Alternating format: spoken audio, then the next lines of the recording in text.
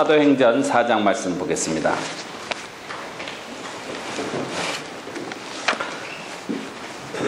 (32절에서) (37절까지) 제가 봉독하겠습니다. 믿는 무리가 한 마음과 한 뜻이 되어 모든 물건을 서로 통용하고 자기 재물을 조금이라도 자기 것이라 하는 이가 하나도 없더라. 사도들이 큰 권능으로 주 예수의 부활을 증언하니 무리가 큰 은혜를 받아 그 중에 가난한 사람이 없으니 이는 밭과 집 있는 자는 팔아 그 판 것의 값을 가져다가 사도들 발 앞에 두매 그들이 각 사람의 필요를 따라 나누어 줍니다. 구브로에서 난 레위족 사람이 있으니 이름은 요셉이라. 사도들이 일컬어 바나바라 번역하면 위로의 아들이라 하니 그가 밭에 있음에 밭을 팔아 그 값을 가지고 사도들의 발 앞에 두니라. 하나님, 이 시간에 성령께서 우리 가운데 임하여 주시옵소서. 우리 마음 중심부 깊은 곳에 성령께서 찾아오셔서 저희들의 삶의 질이 달라지고 또 헌신의 질이 달라지고 영원한 하나님의 나라를 대망하고 이 땅에 사는 그런 귀한 은혜가 넘치도록 하여 주시옵소서. 예수 그리스도 이름으로 기도드리옵나이다. 오늘 새벽에 제가 말씀 전할 때 하나님께서 생명나무를 금하셨다, 그 말씀을 드렸죠. 그래서 생명나무를 금하신 이유는 하나님께서 하나님 되시고 우리는 인간으로 우리 아이덴티티가 그대로 있다 해가지고 말씀드렸는데 그거를 목사님께서 들으시고 그 전제에 하나님께서 말씀하신 것을 좀 언급해 줘야 되지 않느냐, 그렇게 말씀하셔서 제가 좀 다시 말씀드립니다. 하나님께서 동산 중앙에 두 나무를 두셨는데 하나는 선악을 알게 하는 나무와 하나는 생명나무입니다. 선악을 알게 하는 나무를 하나님께서 먹지 말라 하셨습니다. 근데 하와가 뱀의 유혹을 받아 선악을 알게 하는 나무를 자기도 먹고 또 자기 남편에게도 주고. 근데 사실 그 당시에 그러면 아담은 어디 있었을까? 뱀의 유혹을 받을 때 아담 멀리 출장 갔을까요? 아웃 오브 타운 했을까요? 아니, 아담도 곁에 있었습니다. 근데 아담이 그걸 묵인하는 거예요. 자기도 먹고 싶었는데 좀 아담이 좀 나빴습니다. 그거를 자기가 분명히 들었으면은 금해야 됐었는데, 그래서 선악과를 따먹고 죄인이 됐습니다. 죄인이 되고 난 다음에 하나님께서 생명나무 가시를 먹지 못하도록 화영검, 불칼을 두르시잖아요. 그건 우리가 구속사적인 관점에서 그걸 봐야 됩니다. 죄인의 상태에서, 죄된 상태에서 생명나무를 먹고 영생하게 되면은 죄인의 상태에서 그대로 영생하는 거예요. 그래서 하나님께서 그 죄 문제가 해결돼야 되는 거예요. 예수 그리스도의 십자가의 놀라운 능력을 통해서 의인이 되고 영원한 하나님의 나라에 들어가게 되면 마음껏들 잡수시기 바랍니다. 영생하는 생명나무를. 이제 됐죠? 예, 그러면은 사도행전 말씀으로 오늘 넘어가겠습니다. 제가 17, 18년 전에 이화여대에 한번 이렇게 초청받아서 갔습니다. 그래서 제가 들어가면서 저도 깜짝 놀란 거예요. 뭐에 놀랐냐면 이렇게 포스터를 이렇게 막 붙였어요. 그 들어가는 입구에. 근데 뭐라고 써 있냐면 아프리카에서 온 작은 예수 이은용 선교사. 그래가지고 막 붙여놓은 거예요. 제가 오늘 이거 보니까 그 생각이 이상하게 나는 거예요. 옛날 생각이. 여기도 이렇게 붙여놓고. 근데 제가 굉장히 뭐 말로 이렇게 설명할 수 없는 기분이 좋은 게 아니고, 아니, 내가 작은 예수라니. 그런데 이대생들, IMF에서 무슨 미팅이 있어가지고 저를 초청을 했는데, 그 아가씨들 입장에서 볼 때는 아프리카까지 간 자체가 무슨 이건 작은 예수라고 보는가 봐.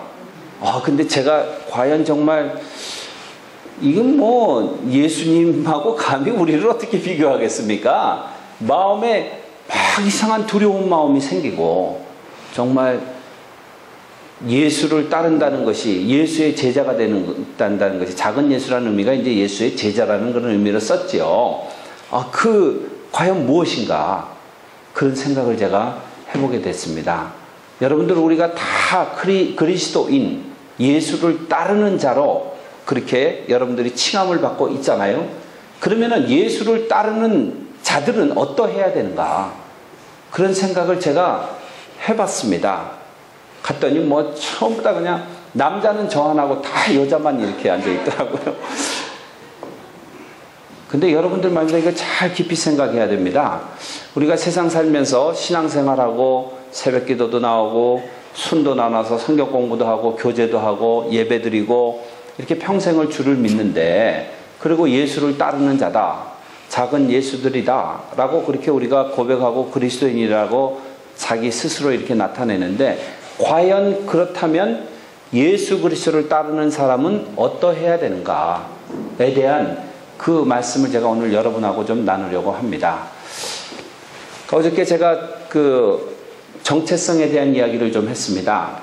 우리의 오리지널 정체는 이 땅이 아니고 영원한 하나님의 나라의 시민으로 우리가 그 아이덴티티를 가지고 있다 이겁니다. 그래서 이 세상에서 사는 동안에 우리가 가지고 있는 그 오리지널 그 정체가 있잖아요. 저는 이씨고 목사님도 이씨고 이거를 우리가 바꿀 수 없는 것입니다. 그렇죠? 그리고 우리가 가지고 있는 기본적인 그런 아이덴티티가 있습니다. 여러분들 아이디를 딱 꺼내 보이면 가끔 바뀌긴 하지만은 주소가 일리노이 뭐 몇 번 어디 그 여러분들의 주소지가 그렇습니다. 그리고 거기에 이름 석자가 나오고 남자냐 여자냐 성별이 나오고 생년월일이 나오고 그게 여러분들이 이 세상 사는 동안의 정체예요. 그런데 진짜 우리의 그 정체는 사도 바울의 그 기록에 의하면 에베소서 1장에 보면은 에베소서도 교회론이거든요. 마지막에 이제 교회 안에 영적 전투에 대한 얘기가 많이 나오지만 거기에 보면은 하늘 시민들인 우리는 창세전에 하나님께서 우리를 이미 택하셨다 이겁니다. 그러니까 세상이 만들어지기 전에 야 보시기에 좋았다. 모든 것이 생겨나기 전에 우리의 아버지와 할아버지와 그 이전의 조상들이 생기기 전에 하나님의 이해할 수 없는 넓고도 깊고도 멀고도 그런 하나님의 놀라운 계획 속에 우리가 이미 하나님의 시민으로 택정함을 받았다 이겁니다. 아멘? 아멘. 이건 너무너무 중요해. 이게 바울의 예정론의 핵심입니다. 사람이 뭐 예정론 얘기해봐야 우리의 이 생각으로 해석이 안 되는 거예요. 근데 한 가지 분명한 복음은 성경적인 메시지는 내 이름이 하나님 나라의 생명책에 반드시 또렷이 기록되어 있다 이겁니다. 그게 우리의 정체고 그러면은 하나님 나라의 시민으로 이 세상을 어떻게 살 것이냐 하나님의 나라의 교회의 성도로서 어떻게 이 세상에서 생활을 해야 되는가에 대한 그런 내용이 바로 사도행전에 기록이 되어 있습니다. 그래서 아이덴티티, being 레벨에서 salvation, 우리가 그런 얘기 많이 합니다.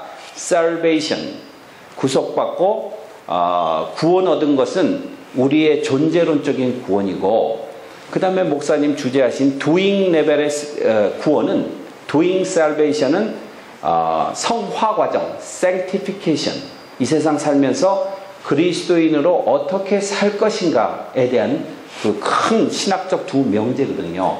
그래서 being level, 또 doing level 이 두 가지를 이렇게 우리가 얘기합니다. 그런데 이 사도행전 4장 말씀은 doing level에서 우리가 어떻게 교회의 그리스도인으로서 예수를 따르는 자로 살 것인가에 대한 기록이 있습니다. 여러분도 오늘 야단 났습니다. 이건 뭐 사도행전 4장의 이 내용이 이게 보통 강한 도전이 아닙니다. 이거 오늘 집에 가다 슬피 우는 일이 없어야 될 텐데.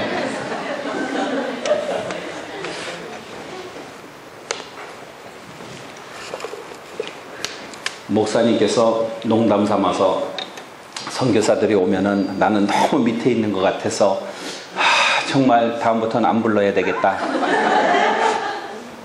근데 저는 이 사도행전의 이 메시지 앞에서 정말 너무 밑에 있는 것 같아요. 그리고 이 사도행전의 성령 받은 자들의 그 놀라운 그 삶, 예수만 따라가는 삶, 예수만 바라보는 그 삶, 그거 생각하면요 정말 너무 unqualified, 정말 질적으로 너무 형편없고 하나님 앞에서 너무 몸둘 바를 모르고, 그게 실존입니다. 그게 저의 실존이고 여러분들의 실존이라고 생각하는데, 그래도 이거 듣기 싫어도 제가 이 말씀을 안 전할 수가 없어요.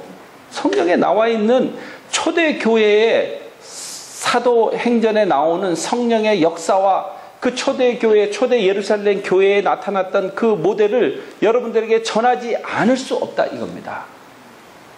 우리가 조금 힘들어도 이거 들어야 됩니다.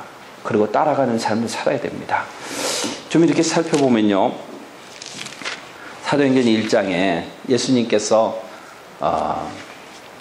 6월절에 어린 양의 희생물이 돼서 돌아가셨습니다.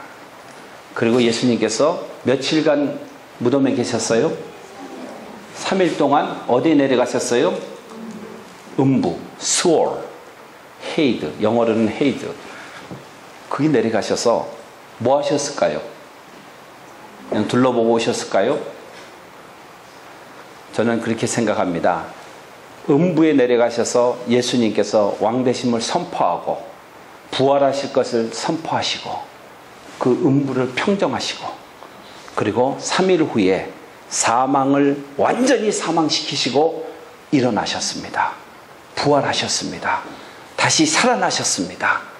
이 예수 그리스도께서 몸소 보여주신 이 진리가 그대로 우리에게 임할 것입니다. 어느 날인가 우리는 죽을 것입니다. 사망합니다. 그런데 그 사망을 완전히 사망시키고 일어날 날이 반드시 온다 이겁니다. 사망아 너의 쏘는 것이 어디 있느냐? 사망아 너의 이기는 것이 어디 있느냐? 너의 쏘는 것은 죄요. 사도 바울이 고린도전서 15장에 말씀하잖아요. 사망은 우리를 이기지 못합니다. 왜 그러냐면 예수 그리스도께서 이미 사망을 제하여 버리셨습니다. 사망을 사망시켜 버렸습니다.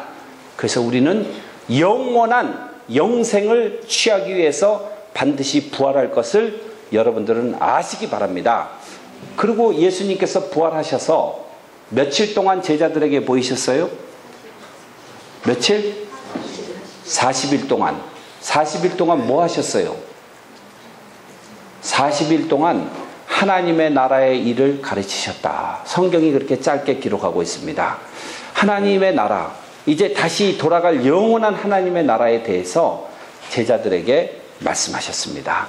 그 하나님의 나라에 대한 메시지가, 그 부활의 메시지가 베드로를 통해서 그대로 토해 나옵니다. 사도행전에 보면. 그래서 43일이 지났습니다. 6월절에 어린 양의 희생물로 돌아가시고 이제 부활하셔서 제자들에게 보이시고 43일째 되는 날 예수님께서 마지막 메시지를 남기시고 그리고 승천하시는 거예요. 그 마지막 메시지가 사도행전 1장 4절 5절 말씀입니다. 그리고 8절 말씀입니다. 그 메시지는 뭐예요? 두 가지 동사가 나옵니다. 4절 5절 1장 4절 5절에 첫 번째는 예루살렘을 떠나지 말아라. 두 번째는 보혜사 성령을 기다려라. 이 두 가지 명령입니다. 예루살렘을 떠나지 말아라. 그게 무슨 뭐 중요한 메시지가 얼마나 많은데 무슨 그런 메시지를 남기고 가십니까? 우리가 서로 하나 되고 부흥하고 전도 열심히 하고 뭐 이런 것도 많은데 왜 예루살렘을 떠나지 말아라. 예루살렘을 떠나지 말라는데 깊은 의미가 있습니다. 예루살렘이 그 당시에 예수님께서 십자가에 돌아가신 그 장소가 예루살렘입니다. 그리고 그 당시에 엄청난 박해가 있었습니다. 예수님을 십자가에 못 박고 난 다음에 예수를 따르는 모든 사람들을 잡아 가두기 위해서 혈안이 돼 있었습니다. 로마 군대와 유대 종교 지도자들이 결탁을 해서 그래서 집집마다 다 발본색원하는 거예요. 잡아서 감옥에 가두고. 근데 예수님께서 거기를 지키라는 겁니다. 여러분들, 인간적으로 이렇게 우리가 해석을 해보면, 주님, 지금 타이밍이 좋지 않습니다. 상황이 좋지 않습니다. 지금 잠깐 떠났다가 좀 잠잠해지거든. 그 다음에 돌아와서 예루살렘 복음화는 그때 하고, 일단 갈릴리 먼저 하십시다. 뭐 다른 데 이렇게 여리고나 이런 데 좀 갔다가 하고 나중에 돌아오면 되지 않습니까? 그렇게 충분히 얘기할 수 있고 전략을 짤 수도 있고. 교회가 무슨 결정을 할 때요, 여러분들의 생각대로 여러분들의 이성대로 모든 것을 판단해서 결정을 하면은 반드시 실패합니다. 예수님께서 명령하신 원론적인 그 명령 메시지에 입각해서 여러분들이 행동하고 액션을 취해야 된다 이겁니다. 예수님께서 밖에 있는 것을 모르시겠어요? 아니, 로마 군대들이 잡으러 다니는 걸 모르시겠어요? 잡히면은 얼마나 또 문초를 당하고 그걸 모르시겠어요? 다 아시는 거예요. 근데 예수님께서 그렇게 명령하시는 거예요. 제자들이 그 자리에 남아있게 됩니다. 이게 잘 들으세요. 남아있는데, 예루살렘에 남아있는다고 순종했다고 해서 예루살렘 상황이 바뀌는 건 아닙니다. 그랬어요, 안 그랬어요? 잡아들였어요, 안 잡아들였어요? 박해는 그대로 있었습니다. 문초는 그대로 있었습니다. 그리고 잡혀갔습니다. 감옥에 들어갔습니다. 그런데 예수님의 명령에 순종하고 말씀을 따를 때에 예수님께서 어떤 능력을 보여주셨냐면, 제자들이 그런 상황들을 바뀌지 않고 여전히 박해가 있고 어려움이 있고 고통이 있는 그 상황을 이길 수 있는 믿음을 주신 거예요. 오늘 여러분들 가운데 그런 믿음을 받으시기를 바랍니다. 상황을 자꾸 바꿔달라고 하지 마시고, 어떤 상황이든지 간에 그 상황을 넘어갈 수 있는 믿음을 주시옵소서. 빈들이든 광야든 박해의 장소든 예루살렘이든 여러분들이 그리스도께서 주시는 그런 놀라운 능력, 성령의 능력으로 능히 이기리라고 믿습니다. 또 하나는 뭐예요? 하나님께서 약속하신 보혜사 성령을 기다리라 이겁니다. 기다리라. 보이지 않습니다. 성령의 강림을 기다리라 라고 얘기하시는데, 며칠 기다리라고 얘기하세요?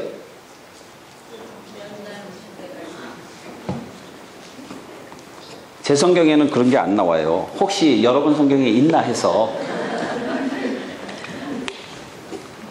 기다리라고 말씀하시고 그 다음에 며칠간 기다려라 얘기 안 하시는 거예요. 며칠간 기도하면은 성령을 부어주겠다. 그런 좀 똑떨어지게 좀 날짜를 좀 주세요, 목사님. 예? 며칠이면 우리 순위 제대로 설 수 있을지, 성령을 받을지 좀 딱 얘기해 주시고 방법을 A, B, C 해가지고 딱 주세요. 그러면 괴로운 거예요, 목사님은. 여러분들 말이에요, 이 장면이 아주 너무 깊습니다, 내용이. 기다리라라고 얘기하는데, 기다릴 때는 예수님께서 믿음을 전제로 기다리라는 거예요. 언제 성령이 오실지 모르는 거예요. 그 제자들이 기도하기 시작합니다. 옛날에는 예수님하고 기도하러 가서 실컷 졸고, 그냥 3번 졸고 3번 깨우다가 안 되니까 이제는 그만 됐다 하고 내려갔잖아요. 근데 그 산에를 자기네가 자발적으로 올라가는 거야.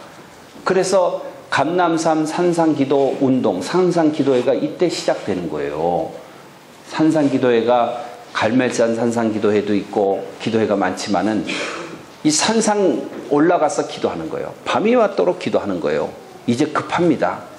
막 사방의 상황이 안 좋잖아요. 막 박해하고 언제 잡혀 들어갈지도 모르고, 성령을 받으라고 했으니 성령을 받기는 받아야 되는데, 예? 다른 방법이 없잖아요. 성령 이리 오십시오 그런다고 성령이 오시는 것도 아니고. 그러니까 이 제자들이 밤에 올라가 기도합니다. 밤을 새고 내려왔는데 그때도 또 마음이 여전히 불안한 거예요. 상황이 바뀌지 않기 때문에. 여러분들 신앙생활 하다가 인생 살다가 상황이 바뀌지 않으면 얼마나 불안합니까? 뭐가 이렇게 기도를 했는데도 나타나는 것도 없고 뭐 응답도 없고 그럴 때, 그래서 다시 모여가지고 마가 다락방에 또 올라가는 거예요. 마가 다락방에서 또 기도하는 거예요. 120명이 모여서 같이 기도합니다. 통성으로 기도하고, 하나님 약속하신 거 어떻게 됐습니까? 약속하신 보혜사 성령을 내려 주시옵소서. 그렇게 기도할 때에 성령께서 임하셨습니다. 성령 충만하였다, 성경에 그렇게 이야기하고 있습니다. 성령 충만은 한 번만 받으면 되나요?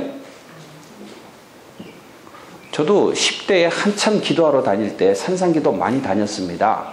산상기도 한참 은혜 받고, 새벽 기도하다가 은혜 받고, 제가 선교사로 작정을 하고, 하나님께서 저에게 아주 기도에 아주 막 뜨거운 그런 마음을 막 주셔가지고 새벽에 4시부터 나가서 기도하고, 학교 가다 오다가 저녁 때 또 교회 가서 기도하고, 하여간 교회를 통해서 학교를 가고 모든 일을 마치고 교회를 통해서 하루를 마감하고, 그러면서 선교사의 비전을 제가 갖게 됐는데, 그때 하나님께서 저에게 10대 어린 나이잖아요. 산상 기도를 막 시키시는 거예요. 그래서 산에 올라갈 때 전등 하나 들고 이렇게 가면은요, 이야, 정말 어둠의 권세가 있습니다. 무서워요. 나무들이 꼭 이렇게 어린아이가 쪼그리 들고 앉아있는 것 같고, 이렇게 보면은 그 산꼭대기에 이렇게 올라가면은 그냥 그 말로 할 수 없는 그 어둠의 압도감이 있어요. 막 그 두려운 마음이 막 생기고. 그럼 제가 또 우리 선배 목사님들, 영적 야전군들한테 배운 거, 신학교에서 배운 거 말고 그분들이 얘기한 대로 일단 사도신경을 외워라. 그래가지고 그냥 전능하사 천지를 만드신 하나님 아버지를 내가 믿사오며 그러면서 막 사도신경을 외우다가, 또 일단 찬송을, 마귀는 제일 찬송을 싫어한대. 찬송을 불러라. 그러면 은혜가 풍성한 하나님을 하면서 그거를 그냥 4절까지 꼴딱꼴딱 외우면서 부르고 또 부르고, 한참 그러고 나면 두려움이 사라지는 거예요. 이야, 정말 사도신경을 외우고, 요즘은 사도신경 같은 거 하지 말자 그러고 그러는데 그러지들 마세요. 예?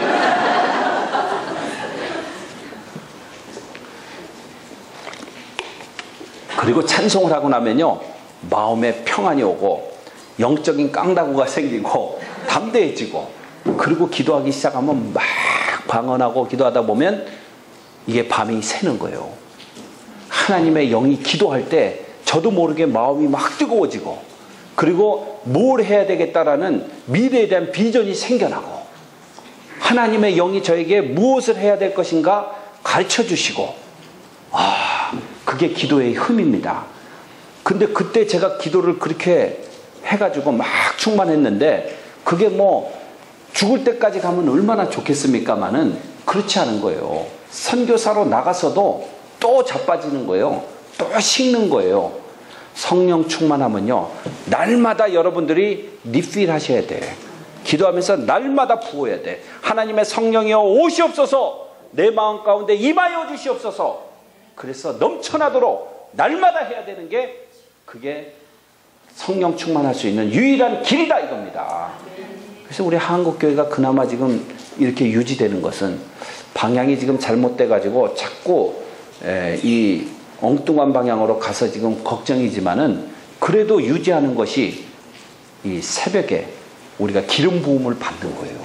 그래서 우리 베들레헴 교회 식구들도요, 성령으로 날마다 기름 붓는 역사가, 충만함의 역사가 날마다 있게 되기를 바라겠습니다. 목사님만 혼자 열심히 성령 충만하십시오 그러지 마시고, 순장님들은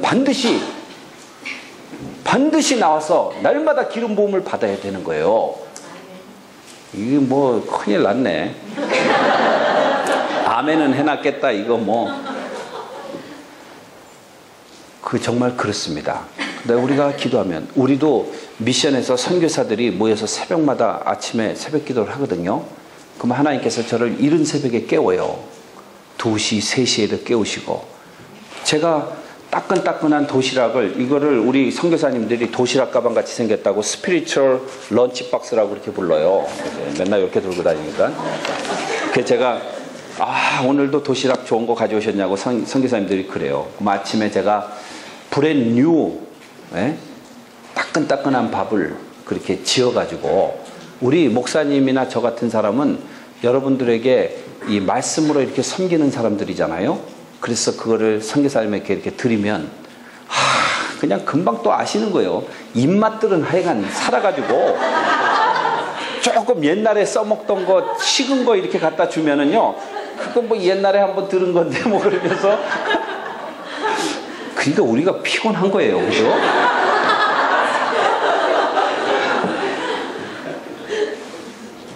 정말 아침마다 일어나서 아침마다 여러분들 새로워지는, 하나님의 영으로 덧입는 그런 은혜가 있고, 하나님의 말씀으로 영적으로 살찌는 그런 은혜가 여러분들 가운데 임하게 되기를 바랍니다. 그래서 1장에 이제 아직도 1장이네. 1장에 두 가지 이렇게 예수님께서 명령을 주시고, 그 다음에 승천하시면서 모든 사람이 보는 가운데 우리가 잘 아는 그레이트 커미션, 절대 위임 명령을 남기시고 떠나시잖아요. 성령이 너에게 임하시면 너희가 권능을 받아라. 성령이 반드시 내가 승천한 이후에 성령께서 올 텐데, 그 성령의 권능, 오토리티를 너희들이 받고, 그리고 예루살렘과 온 유다와 사마리아와 땅끝까지 내 증인이 되라. 예루살렘은요, 박해의 장소, 지금 아주 상황이 안 좋은 그 땅입니다. 온 유다 땅, 동질 문화권이죠. 사마리아와, 여기는 사마리아 사람들은 개 취급했습니다. 이런 정말 트라이벌 슈페리얼리즘, 그러니까 그 종족의 그 우월감, 유대인들에게 그게 있거든요. 사마리아 사람들 저거 뭐, 그런데 그거를 에스닉 바운더리를, 그 종족의 바운더리를 넘어서 그 사마리아 땅까지 가서 복음을 전해라. 처음에는 베드로도 그걸 못했어요. 8장 1절에 왕창 교회가 다 흩어지고 난 다음에 대박해 이후에 베드로가 이제 더 이상 어디 할 것도 없고 어떡하겠어. 그래서 사마리아 쪽으로 가더라고. 성경을 가만히 보면 예수님의 명령대로 가더라고요. 그리고 땅끝까지, over the geographical boundary, 그러니까 지리적인 그 한계를 넘어서 땅끝까지 가라. 내 증인이 되라. 증인이 되라는 말투스라는 헬라어는요, 증인이라는 말도 쓰고 순교라는 말로도 씁니다. 순교해라. 증인이 되기 위해서는, 복음의 사도가 되기 위해서는 순교자가 돼야 된다, 이겁니다. 그리고 가셨습니다. 예수님께서 가시고 난 다음에 제자들이 모여서 기도할 때에 성령 충만함을 받습니다. 성령 충만함이 교회에 임하고 난 다음에 나타난 양상이 있습니다. 첫 번째 뭐냐면, 그 당시에 이제 그 예루살렘에는 15개국에서 오순절 날 사람들이 다 모였습니다. 1년에 3번 남자들이 예루살렘에 모여서 하나님께 예배해야 됩니다. 그게 이제 시편 마지막에 보면 예루살렘에 올라가는 노래, 예루살렘이 한 800m 고지에 있습니다. 그래서 여리고와 그리고 남쪽과 모든 곳에서 예루살렘의 성전에 올라간다는 표현을 그래서 쓴 거예요. 800m 정도 높이 있고, 이 요단강 사이에는 마이너스 400m, 그러니까 1200고지를 올라가야 되는 거예요.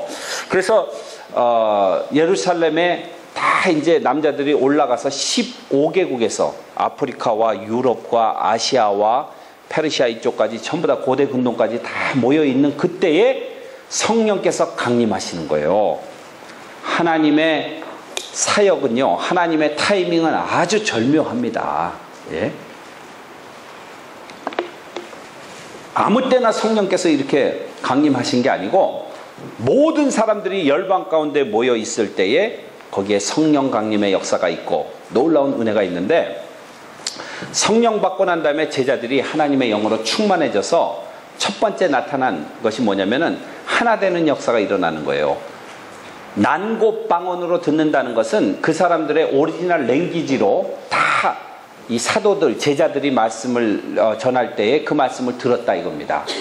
보세요. 통역을 세운 게 아닙니다. 15개의 다른 나라에서 온 사람들이 다 자기네 오리지널 랭귀지로, 난고방언으로 들었다. 유대인이지만은 페르시아에 있는 사람, 아프리카에 있는 사람, 또 아시아, 소아시아 지방에 있는 사람, 유럽에 있는 사람 다 다른 그런 언어를 썼습니다. 근데 자기들의 원래 그 어릴 때 자기네들이 나면서부터 배운 그 언어로 다 들었다. 이게 이렇게 쓱 볼 때는요, 이건 뭐 그랬나 보다 그러지만은 신학적으로 이렇게 보면은요, 아주 깊은 의미가 있습니다. 창세기 11장에 보면은 바벨탑 사건이 나오잖아요. 그때에 사람들이 교만하여서 어떻게 됐어요? 어떻게 됐어요? 언어가 다 흩어졌습니다. 그리고 뿔뿔이 다 찢어졌습니다. 바벨에 있던 사람들이. 그랬는데 하나님의 성령이 강림하고 난 다음에 저는 이거를 엔티베이블 무브먼트 그렇게 이름을 붙였습니다. 반 바벨탑 사건 운동. 그래서 모든 사람들이 전부 다 모여서 이제 다 하나가 되는 거예요. 다 이해하는 거예요. 언더스탠드 하게 됐습니다. 그것이 성령 충만한 그런 예루살렘의 사람들에게 나타난 첫 번째 요소입니다. 여러분들 말입니다. 베들레헴 교회 식구들이 모여서 기도할 때에 흩어졌던 마음들이, 흩어졌던 언어들이 모이는 역사가 있게 될 줄로 믿습니다. 하나됨의 역사가 다른 방법은 없는 거예요. 여러분들이 모여서 기도하고 그럴 때 하나님의 성령에 충만하면 그 다음에는 하나 되는 역사가 일어나는 거예요. 제가 얘기를 듣자 하니 이 베들레헴 교회는 5년 됐다고요? 5년 됐는데 성도들이 다 정말 온 지 별로 몇 년 안 됐대. 1, 2년 되신 분들. 그래서 전부 이렇게 앉으면은 서로 전부 다 서먹서먹 하는데, 예? 이렇게 보면은 좀 저 사람이 날 좀 잘해줄 것 같은데 일주일 먼저 온 사람이야. 세상에. 그러니 뭘 그렇게 뛰어나게 뭘 잘 알고 설명을 해주겠습니까? 그러니 이제부터는 전부 다 그냥 군대 용어로 말하면 다 건빵 키재기라 그래 우리가. 건빵이 그냥 높이가 그게 뭐 얼마나 그냥 차이가 나겠어요. 다 거기서 거기니까 다 비슷한 처지다 싶고 무조건 서로 이렇게 섬겨주세요. 서로 아는 척 좀 해주시고 그러면은 여러분들 안에 아주 끈끈한 그런 네트워크가 생기리라고 믿습니다. 그래서 이 모인 사람들이 그 아주 놀라운 일들이 일어나는 거잖아요. 어떻게 자기네 말로 저 아람어를 얘기하는 저 사람들이 그렇게 말씀을 전하는데 자기네 말로 듣는 거야. 이거는 누가 통역관이 됐어요? 하나님의 성령이 통역관이 되셔서 그 사람들 마음 가운데 그 말씀을 전하시고. 야, 저는 아프리카에서 사역하면서 이런 일이 있으면 얼마나 좋을까. 부족마다 그냥 다 다른 말을 쓰고 그때마다 그냥 통역이 맞는지 안 맞는지도 잘 모르겠고, 예? 어떨 때 보면은 내가 웃기는 말 했는데 웃지들도 않고, 어떨 때 심각한 얘기 하는데 막 웃고, 이게 뭐가 something wrong이야. 그죠? 잘못된 거예요. 근데 이 사도행전적 역사가 일어나면 얼마나 좋을까. 그런 생각을 타문화권에서 선교하면서 많이 생각을 했었습니다. 사도행전에 그 역사가 있은 이후에 3,000명이 세례를 받습니다. 3,000명이 새신자 등록을 합니다. 그리고 나서 정식으로 예루살렘 교회가 출범하는 거예요. 그래서 사도행전 2장에 보면은요, 이 새로 성령 받은 사람들이 어떻게 doing 했는가, 어떻게 액션 했는가, 어떻게 그리스도인의 삶으로 적용했는가에 대해서 나오는 거예요. 2장만 해도 온매 기죽는데 제가 오늘 본문을 4장으로 잡았습니다. 4장에 가면은 여러분들이 고개를 밑으로 떠들고 귀를 아마 막아야 될 것 같아요. 2장에 뭐라고 나오냐면요, 사도들의 가르침을 받아서 42절, 2장 42절에 서로 교제했다. 교제한다는 그 말은 코이노니아라는 말은요, 우리가 그냥 펠로십, 이 집사님, 아무개 집사님 서로 알고 지내십시다. 내 이름은 뭡니다. 집은 어디 삽니다. 직업은 뭡니다. 뭐 이렇게 자기 통성명하는 정도가 아닙니다. 예, 그건 기본이고, 원래 헬라어 원어의 깊이 보면은요, 네트워크라는 말이 있어요. 네트워크. 교제한다는 게. 코이노니아라는 말 가운데 우리가 잘 알고 있는 펠로십 말고 네트워크. 그러니까 스피리추얼 네트워킹 하는 게 성도의 교제입니다. 무슨 말인지 아시겠어요? 그러니까 교회 와가지고 장금이가 어떻게 됐지, 뭐 이런 거만 계속 얘기하시는 거 아니고, 야, 드라마 그거 봤니? 뭐 그러면서 그런 얘기 말고, 영적으로 여러분들이 가지고 있는 영적인 그런 고민들과 풀리지 않는 그런 매듭과 이런 것들을요, 서로 모여가지고 네트워크 하는 거예요. 자녀에 대한 문제. 우리 아이는 정말 글쎄, 이런 문제가 있는데 이거 정말 내가 이거 어떻게 해야 될지 모르겠다.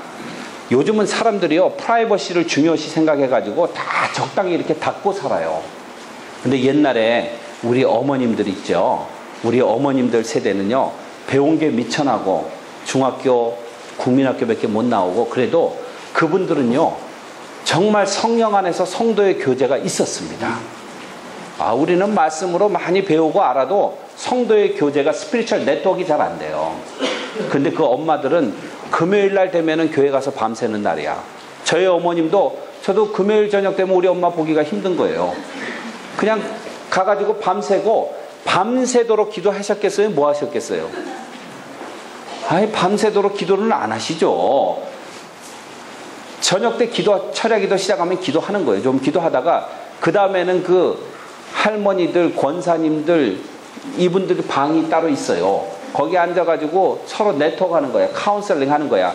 이야, 글쎄 말이야, 우리 아들이, 우리 며느리가 이러면서 다 얘기하면은, 아이고, 이 권사, 이 집사, 그러지 말고 넉넉하게 해. 며느리도 내 새끼인데, 그러면서 다 그렇게 전부 다 네트워킹 한 거예요. 자기의 흉을 흉이라고 생각 안 하고, 내가 관절 무릎 때문에 시려 죽겠는데, 이거 그래, 호랑이 기름 좀 발라봐. 그러면서 그 안에 정말 밤새도록 이런 네트워킹을 하는 거예요.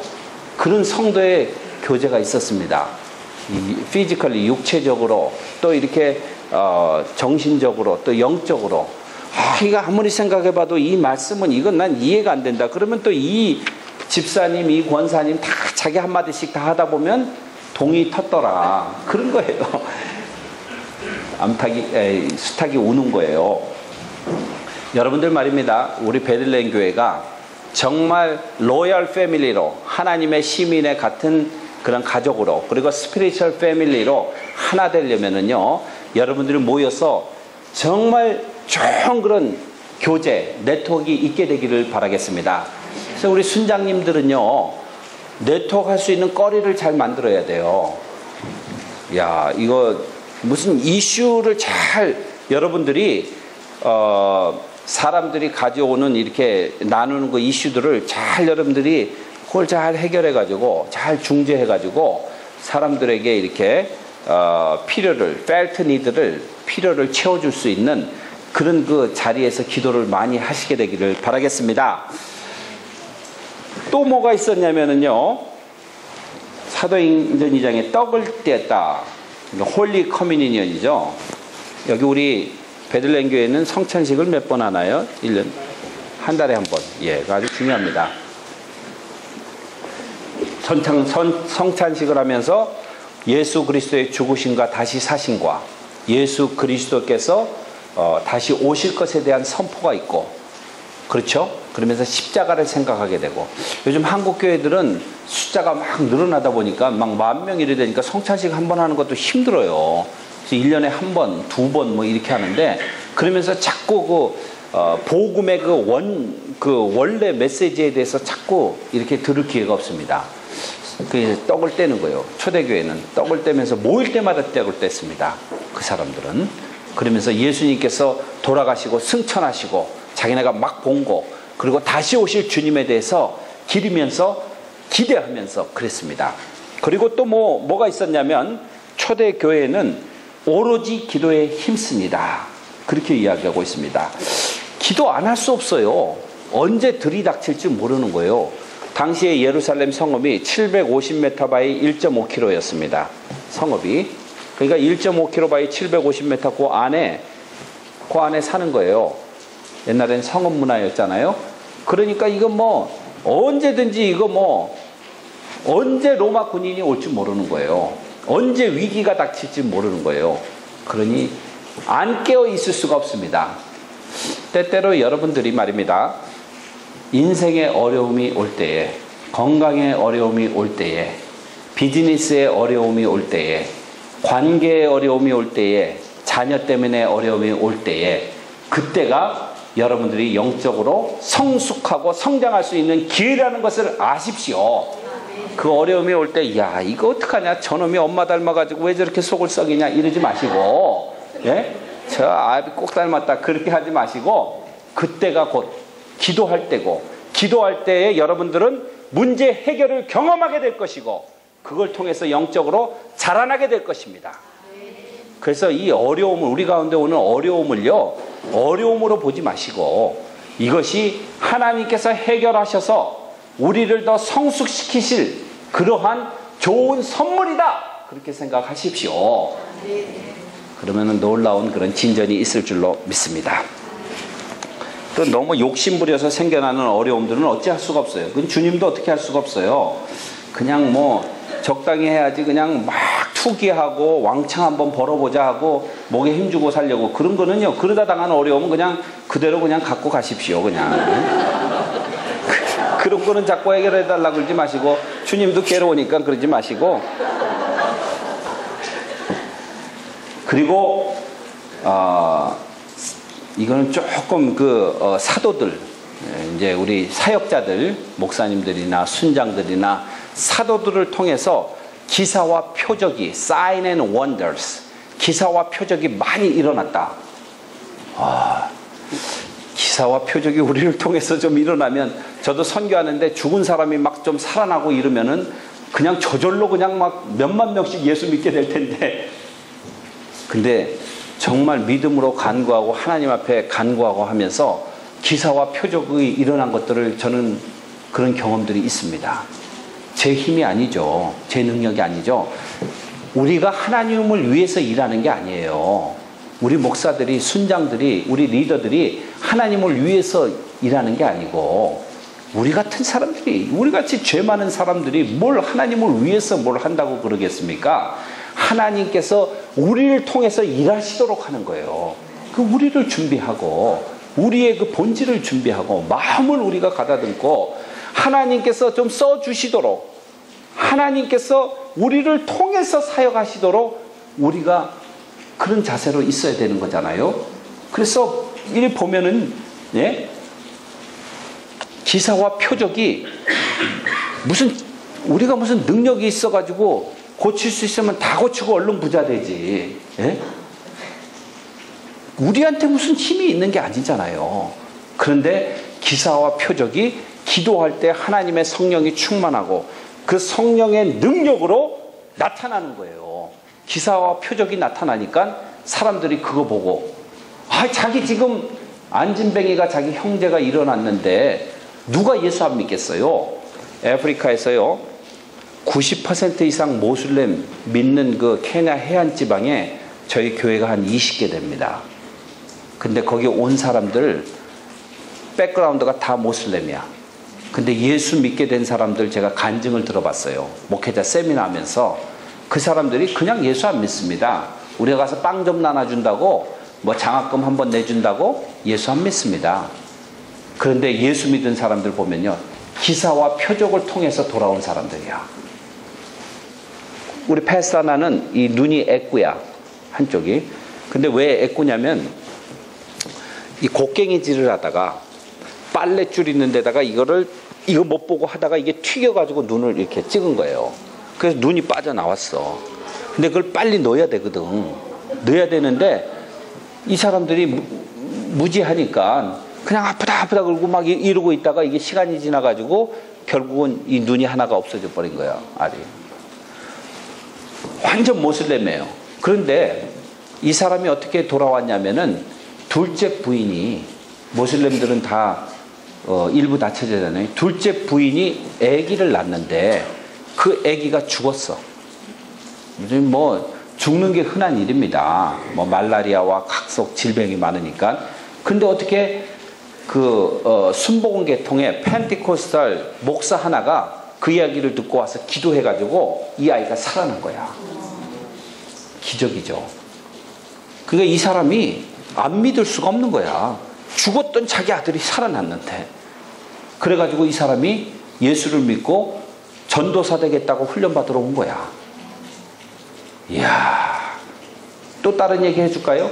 그 지역에 많습니다. 이 사람은 그 위치,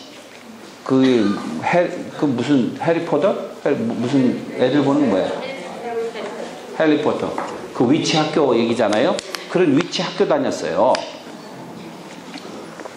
아프리카에서 위치 학교를 다녔는데 이름이 가브리엘이야. 이름을 이제 개명해가지고 가브리엘로 바꿨어요. 늙었어. 그냥 빼짝 마르고 얼굴도 아주 그래요. 근데 이 나이 드신 분이 훈련 받으러 오는 거예요. 자기가 이제 목회자 훈련에. 얘기 들어보니까 자기가 위치 그 훈련을 어릴 때부터 받아가지고 아주 별 이런 마술 같은 거를 이렇게 행하는 걸 배우고 실제로 마술을 행합니다.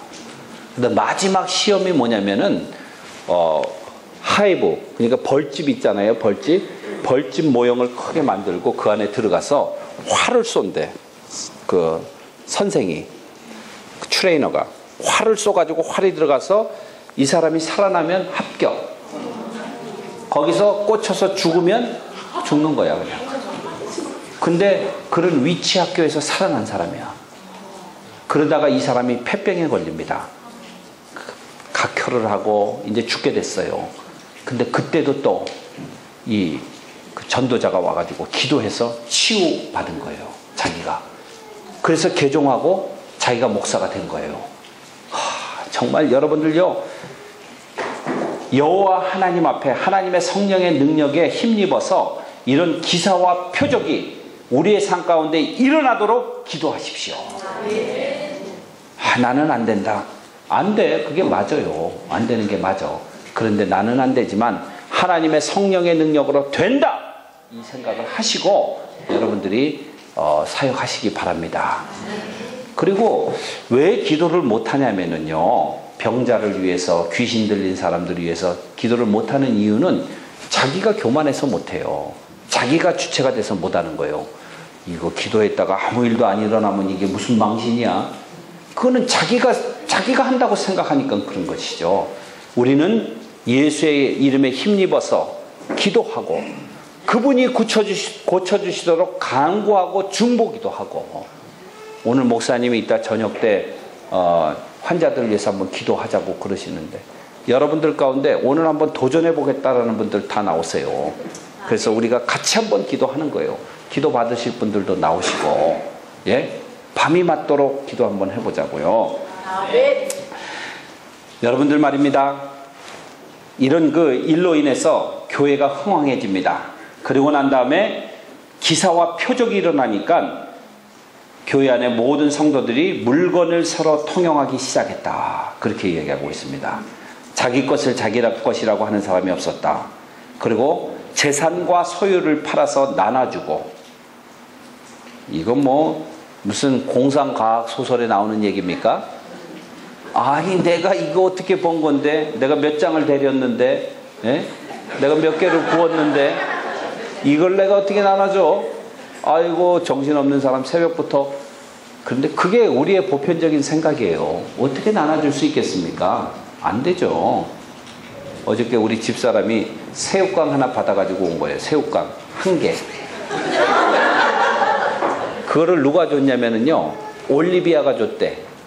올리비아 그 태철 간사 어제 왔다가 가신 분들, 그 애기가 새우깡 하나를 줬다는 거는 굉장한 일입니다. 우리가 볼 때는 그 새우깡 우리 집사람이 그거 저녁 잘 자리에 먹지 않고 그냥 버리더라고. 가치가 없는 거다. 하지만은 그 애기 입장에서 생각해 보세요. 야, 내가 지금 주머니에 넣어놨던 걸 요거를 새우깡 걔가 봉지에도 없고 주머니에 넣어놨었대. 이거를 내가 꺼내 주느냐 마느냐 얼마나 생각이 많았겠어. 그래도 자기 이뻐하고 쓰다듬어지고 뽀뽀하고 그러니까 애따 하나 주자 하고 이거 꺼내서 준 거야. 여러분들 말입니다. 아이들의 특징은 뭐냐면 소유에 집착합니다. 별것도 아닌 거 가지고 그거 가지고 싸우고 울고, 예? 그냥 돌아서면은 쓰레기인데 그런 게 아이야. 근데 스피리추얼 베이비도 똑같아. 영적 아이들도 똑같습니다. 그냥 가지고 있는 거 집착하는 거예요. 못 나눠줍니다. 그런데 기사와 표적을 보면은요, 병 나봐 가져오지 말라 그래도 막 헌금하고 막 가져오지. 그런 역사가 일어나면은요, 사람들의 생각이 바뀌는 거예요. 이러다 덜렁 죽어버리면 가지고 있는 거 다 아무것도 아닌데, 이 세상에 하나님 존전 앞에 섰을 때 세상 살다가 나는 그냥 밥 세끼 잘 먹고 내 몸 좀 보십시오. 이 정도면 실하지 않습니까? 그럴 사람이 어디 있겠어요. 오늘 보니까 아침에도 보니까 우리 애들이 식사를 얼마나 잘하는지. 이야, 저는 소세지 2개만 먹었는데 한 10개를 갖다 놓고 한 입에 쏙쏙쏙쏙 들어가더라고. 이야, 내가 그 옆에서 보면서 네 집 아들인지 참 실하다. 여러분들 말입니다. 그게 하나님 앞에서 가가지고 우리가 내놓을 수 있는 그 보고거리가 아닙니다. 이 세상 사시면서 말입니다. 성경대로, 사도행전대로 여러분들이 다른 사람들을, 핍절한 사람들을 살리는 그런 놀라운 은혜 가운데 살다가 가시면 A+ 맞으리라고 믿습니다. 이런 일들이 일어나고 난 다음에, 야, 이 정도면 이제 뭐 3,120명이나 6,120명이나 됐으니 됐다. 아닙니다. 하나님의 교회는 유기적으로 살아서 역동적으로 성장하는 교회예요. 우리 베들레헴 교회도 그러한 교회 되시기를 바라겠습니다. 유기적으로 성장해야 됩니다. 계속 자라나야 됩니다. 사도행전 3장에 안진뱅이 일으키죠. 그리고 4장에 2장에 없었던 거 하나만 더 말하고 제가 마치도록 하겠습니다. 뭐가 있냐면은 사도행전 4장 한번 가보시겠습니다. 4장에 34절과 33절부터 35절까지 다 같이 한 목소리로 읽겠습니다. 33절에서 35절 시작. 사도들이 큰 권능으로 주 예수의 부활을 증언하니 무리가 큰 은혜를 받아 그 중에 가난한 사람이 없으니 이는 밭과 집 있는 자는 팔아 그 판 것의 값을 가져다가 사도들 발 앞에 두매 그들이 각 사람의 필요를 따라 나눠 줌이라. 이거 보세요. 사도들이 뭘 증언했다고요? 부활을 증언했습니다. 다시 살아남을 증언했습니다. 영원히 살 하나님의 나라에 대한 그림을 보여줬어요. 그러니까 이 세상에서 집착하던 것, 이 세상에서 가지고 있던 것, 이런 것들이 가치가 있어졌어요? 없어졌어요? 가치가 희소해진 거예요. 예? 이게 부활의 메시지의 능력입니다. 저도 여러분들에게 동일한 메시지, 반드시 미래에 다가올, 여러분들 앞에 다가올 그러한 귀한 사건, 여러분들이 반드시 살아나게 될 것입니다. 그리고 그때는 이 세상에서 누리는 거 말고 하나님의 그 나라에서 영원토록 누릴 수 있는 그러한 값진 것들을 여러분들이 소유하고 살게 될 날이 올 줄로 믿습니다. 그래서 이 사람들이 자기가 가지고 있는, 2장에서는 그것까지는 안 했는데 집과 땅, 논, 밭을 다 팔았다, 그렇게 이야기하고 있는 거예요. 4장에 와서 하이라이트예요. 공격적으로 헌신하는 거예요. 다 드리는 거예요. 그리고 나서 어떻게 됐다? 다 굶어 죽었다. 성경이 그렇게 얘기하고 있어요. 여러분들 잘 들으셔야 돼요. 이거는 중요한 모멘텀입니다. 사도들 발 앞에 다 갖다 드리고 난 다음에 이제 거지가 됐으니 다 굶어 죽었더라. 사도행전에 그렇게 이야기하지 않습니다. 다 드리고 난 다음에 사도들 발 앞에 두매 사도들이 각 사람의 필요를 따라, 이건 잘 들으셔야 돼요. 그냥 일률적으로 100만 원씩 나눠준 게 아니고 각 사람의 필요를 따라. 흥분해 가족에는 좀 많이 가고, 애가 많았으니까. 그리고 애가 적은 데는 좀 적게 맞춤형으로 필요에 따라 다 나눠서 모든 예루살렘 교인들이 공생하였더라. 이게 성령 충만하고 하나님의 성령에 의해서 포기한 사람들이, 포기한 집단들이 누리는 최고의 복이다 이겁니다. 우리는 너무 사유화 개념에 쩔어 있어요. 집에도 보면은 그냥 뭐 불필요한 거 자동차도 한 대 가지고 그냥 타시지 뭘 2개, 3개씩 사시고, 집도 그냥 둘 부부가 방 2개면 되는데 애들도 잘 안 오거든요. 걔네들도 다 바빠가지고 멀리 캘리포니아에 있는 애들이 뭐 그렇게 자주 오겠습니까? 잘 안 오는 거예요. 둘 부부가 한 방 자고 어쩌다 보면 엑스트라 방이 있으면 되는데 뭐 한다고 방은 3개, 4개씩 이렇게 갖다가 전기세 많이 내고 수도세 많이 내고, 예? 몰개지 듭다 갖다 내느라고 죽어라고 고생하고 그렇게 사십니까? 그러지들 마세요. 집 방 3개, 4개 있다고 그래서 누가 여러분들 인정해 주는 줄 아세요? 아니에요. 하나 줄이셔가지고 그 사람 도와주면 인정해줘. 여러분들 말입니다. 공유해야 되는 거예요. 각 사람의 필요한 만큼만 가지면 되는 거예요. 그렇죠? 예? 뭘 얼마나 더 살리시겠다고. 그 정도면 많이들 찌셨는데 뭘 그렇게 더 드시겠다고. 정말 그런 거예요. 공유함으로 다 살리는 역사가, 그런 무브먼트가 시카고 땅의 베들레헴 교회를 통해서 일어나게 되기를 바라겠습니다. 그리고 이것이 소문이 나서, 예? 미국 전역과 열방을 향해서 퍼져나가는 그런 은혜가 있게 되기를 바라겠습니다.